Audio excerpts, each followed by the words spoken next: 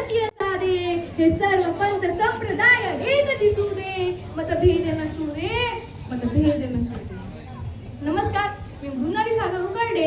आज मी आपल्या समोर विषय घेऊन उभी आहे, राष्ट्रसंतांचा सर्वधर्म समभाव व राष्ट्रीय एकात्मता. आपल्या या देशामध्ये राष्ट्रसंतांचा सर्वधर्म समभाव व राष्ट्रीय एकात्मता राबवायचं असेल तर आपल्याला आधी फार समस्याला सामोरे जावे लागणार. कारण की या देशामध्ये असलेले 10 धर्म, 7,500 अनेक जाती, मग जातीतील भेद, धर्माधर्मातील भेद आणि नंतर निर्माण होतो प्रांताप्रांत. म्हणून तर आपल्याला या देशामध्ये सर्वधर्म समभाव व राष्ट्रीय एकात्मता नांदणे फार गरजेचे आहे. महाराजांनी तर त्याच काळी म्हणून ठेवलेले आहे, अरे आत्मरूपाची भावना, सर्व ठाई समभावना, विश्व कुटुंबिक आचरणा, धर्म म्हणावे त्यासी.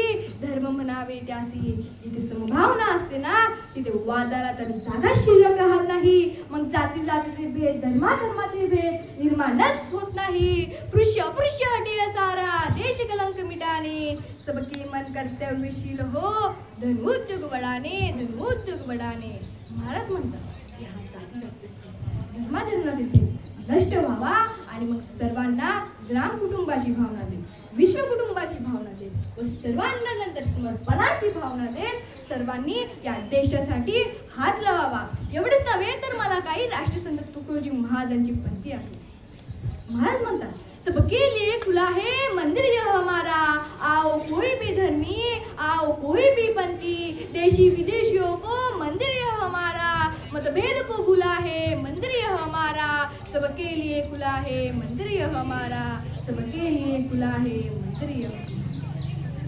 मग जुन्या व्यवस्था, हिंदी परंपरा, जातीभेद, धर्मभेद, प्रांतभेद या सर्वांना दूर सारत वंदनीय राष्ट्रसंत तुकडोजी महाराज धर्म व्यवस्था व सर्व धर्म समभाव सांगतात. मग जेव्हा गुरुकुलमोजी आश्रमाचे दार उघडले जाते तेव्हा तर तिथे लाखोच्या संख्येने भाविक भक्त, मुस्लिम, कोण हिंदू,